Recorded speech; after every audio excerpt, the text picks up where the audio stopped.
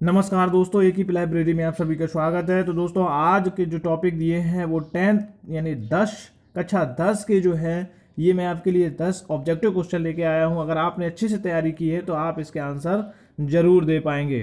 तो देखते हैं इन इम्पोर्टेंस। तो ये बोर्ड के लिए बहुत ही इम्पोर्टेंस, वेरी इंपॉर्टेंट क्वेश्चन है, बोर्ड एग्जाम में जरूर देखने को मिलते हैं। और देखते हैं एक एक करके सभी के, और आप जरूर आंसर देने की कोशिश कीजिए और वीडियो को अंत तक जरूर देखें, बीच में स्किप नहीं करें।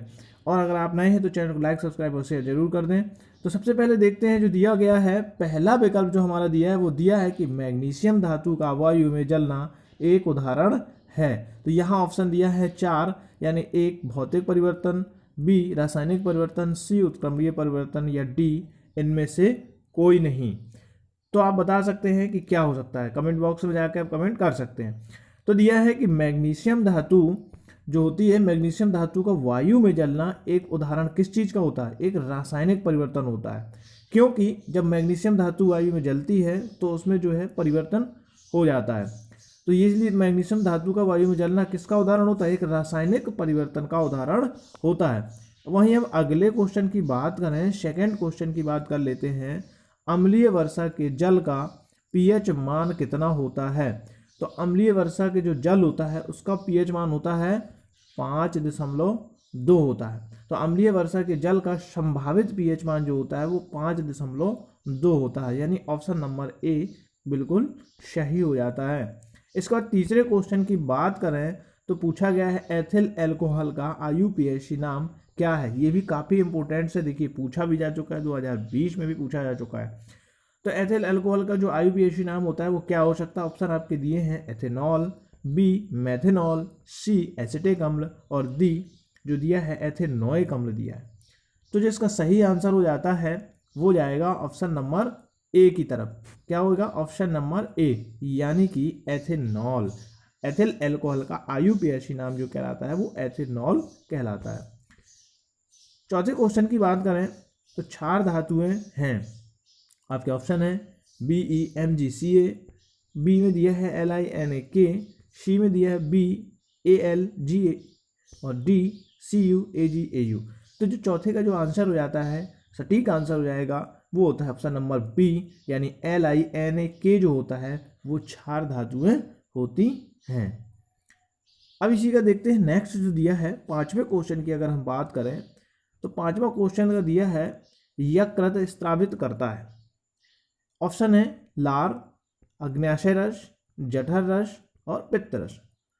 तो अगर हम बात करें यकृत की जो है, तो यकृत से जो स्त्रावित होता है वो स्त्रावित होता है पित्त रस का स्त्रावण होता है। यानी यकृत जो स्त्रावण करता है वो करता है पित्त रस का, और पित्त रस जो है पित्ताशय में जमा होता है और स्त्रावित होता है कहाँ से? यकृत से स्त्रावित होता है। तो इसका ऑप्शन नंबर डी बिल्कुल सही है। अगर आपने बोर्ड की अच्छी तैयारी की है तो आपको इस सारे क्वेश्चनों के जवाब पता होना चाहिए, बहुत इंपॉर्टेंट क्वेश्चन है। अब देखते हैं इसका छठवां सवाल, यानी दिया है मनुष्य के हृदय में कोष्ठों यानी वेश्मों की संख्या होती है। देखिए ये भी 2020 में भी पूछा जा चुका है, तो काफ़ी इंपॉर्टेंट हो जाता है। तो मनुष्य के हृदय में जो है कितने कोष्ठ होते हैं या कितने कक्ष होते हैं? ऑप्शन दिए हैं 1, 2, 3 और 4। तो आप आंसर दे सकते हैं, यानी ऑप्शन नंबर इसका हो जाएगा सही आंसर 6 हो जाता है। यानी मनुष्य के हृदय में जो है 6 कोष्ठ होते हैं, क्योंकि मनुष्य का हृदय इस तरीके से 20 से बटा होता है और 4 भागों में बट जाता है, दायां लिंब, बायां लिंब, दायां निलय, बायां निलय, इस तरीके से जो है 4 भागों में बटा होता है। बात करते हैं 7वें क्वेश्चन की। तो 7वें में दिया है कि मुकुलन पाया जाता है। तो देखिए ये क्वेश्चन भी 2020 और 19 में पूछा जा चुका है। तो 7वां क्वेश्चन जो पूछ रहा है वो ये पूछ रहा है कि मुकुलन किस में पाया जाता है? तो आपके ऑप्शन है ए प्लेनेरिया, बी हाइड्रा, सी लिस्मानिया, या डी इन सभी में। तो जो 7वें का सही आंसर पहुंच जाएगा वो होता है यानी कि हाइड्रा। यानी कि हाइड्रा में जो है मुकुलन पाया जाता है, ये कह सकते हैं कि मुकुलन होता है तो हाइड्रा में मुकुलन होता है। 8वें क्वेश्चन की बात कर ले। 8वां क्वेश्चन भी 2020 में पूछा जा चुका है। तो 8वें क्वेश्चन में दिया है कि समजात अंगों का उदाहरण है। ऑप्शन है मनुष्य के हाथ तथा कुत्ते के अग्रपाद, मनुष्य के दांत तथा हाथी के दांत, आलू एवं घास की ऊपरी भूस्तरी, और उपयुक्त सभी।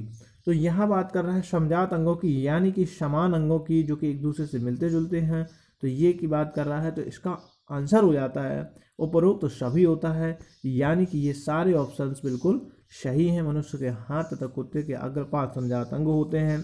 मनुष्य के दांत और हाथी के दांत जो है एक दूसरे के समजात होते हैं। आलू एवं घास के ऊपरी भूस्तर ये भी समजात होते हैं। तो इस तरीके से ये ऑप्शन नंबर डी इसका सही हो जाता है। अब देख लेते हैं 9वें क्वेश्चन की अगर बात करें तो दिया है कि दर्पण की फोकस दूरी f तथा वक्रता त्रिज्या r के बीच संबंध क्या होगा।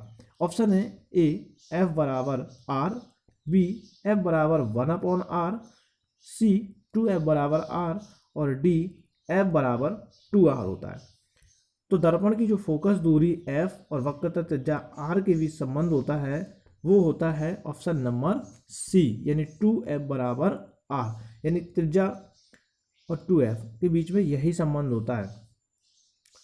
अब जो देखते हैं आगे 10वें क्वेश्चन की हम बात करें तो 10वें क्वेश्चन में दिया है, 10वें क्वेश्चन में क्या दे रहा है, 10वें क्वेश्चन में जो दे रहा है वो हमारा वो ये दिया है, काफ़ी इंपॉर्टेंट क्वेश्चन हो जाता है ये। सामान्य दृष्टि के लिए स्पष्ट दृष्टि की अल्पतम दूरी कितनी होती है, अथवा में स्पष्ट दृष्टि की न्यूनतम दूरी कितनी है, अथवा में पूछ सकता है स्वस्थ नेत्र का निकट बिंदु होता है, या पूछ सकता है कि स्वस्थ आंखों के लिए स्पष्ट दृष्टि की न्यूनतम दूरी होती है। तो ये क्वेश्चन काफ़ी बार बोर्ड में पूछा जा चुका है, 2020 में भी पूछा जा चुका है, तो काफ़ी बार आ चुका है, तो इम्पोर्टेंट क्वेश्चन बन जाता है। तो स्वस्थ नेत्र के लिए जो निकट बिंदु होता है कितना होता है। ऑप्शन है ए 25 मीटर, बी 2.5 सेंटीमीटर, सी 25 सेंटीमीटर, डी 2.5 मीटर।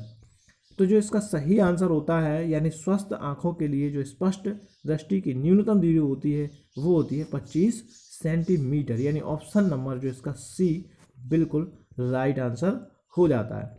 अब 11वां जो सवाल दिया है, यानी 11वां क्वेश्चन दिया है वो प्रतिरोध का मात्रक होता है। ऑप्शन है ए ओम, बी ओम